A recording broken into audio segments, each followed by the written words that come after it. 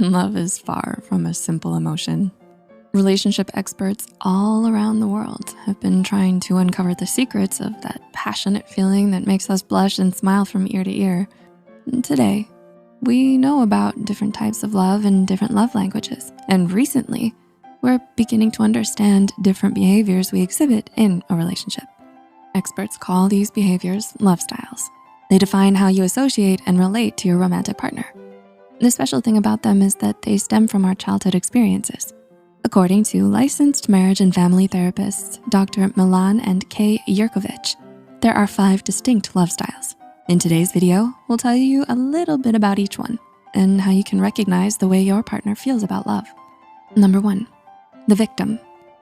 If your partner's love style is the victim, there's a chance they grew up in a dysfunctional family where they couldn't voice their opinions. In relationships, victims usually suppress their anger, which then leads to passive-aggressive behaviors. Have you noticed those behaviors in your partner? They might be giving you silent treatment, using sarcastic remarks, or avoiding you completely if there's a disagreement. To make your relationship with the victim better, you should try acknowledging their feelings. When they try using passive aggression against you, use kindness as a counterattack. Tell them something like, "I see something is upsetting you. Would you like to tell me what's going on? I'll be happy to listen."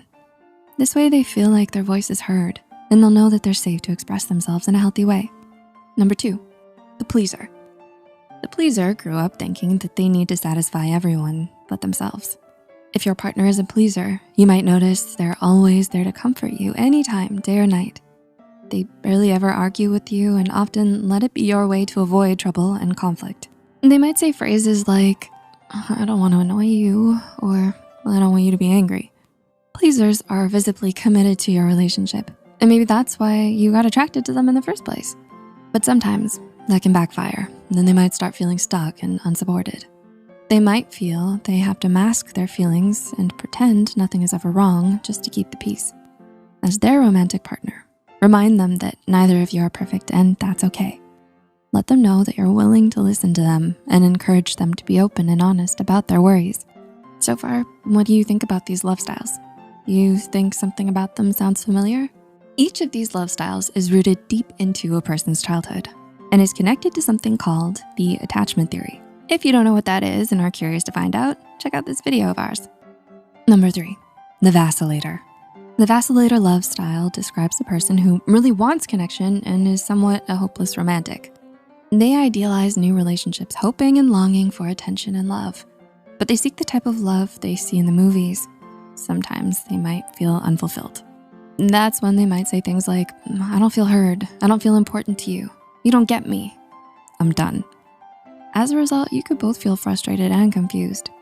To have a healthy relationship with a vacillator, you need to provide them with emotional support and be willing to listen. You want them to feel heard and appreciated. That way, even though they won't get their fairy tale relationship, they might stop questioning themselves so much and start enjoying your love. Number 4, the avoider. Avoiders didn't share their feelings and affection while they were growing up. As a result, in romantic relationships, they don't know how to express their love verbally. Does that sound like your partner? Instead, they prefer showing it through their actions, which could be a bad thing if you're someone who likes to be told that you're loved. Your partner might also be an avoider if they have problems with physical intimacy. They might feel awkward cuddling, hugging, or kissing, which could leave you touch-starved. If you want your relationship with an avoider to thrive, you need to make sure to communicate what you need clearly and respectfully. You can explain that every once in a while you'd like them to be a bit more affectionate, but let them be the one to initiate it. Compromise is a key to feeling good with an avoider. During conflicts, try to give them time to cool off since they don't really respond to emotions. And number 5, the controller. A person with this love style learned to do things on their own at a young age. They grew up believing that being in control means that they are strong and capable. Today, when a controller is in a relationship, they tend to showcase their decisiveness and ability to take charge. With a controller, you don't have to spend 30 minutes deciding where to go out. They know what they want right away. In some cases, this means they're confident in themselves, but sometimes it may grow into toxic behavior.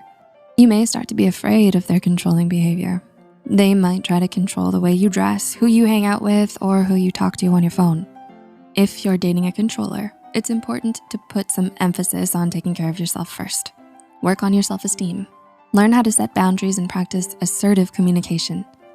Make them know you respect them, but they have to respect you too. When your love style is being met, you feel loved and desired. However, if your love style is ignored or not understood, you may feel insecure, taken for granted, and bitter towards your partner. And in turn, your partner feels the same way.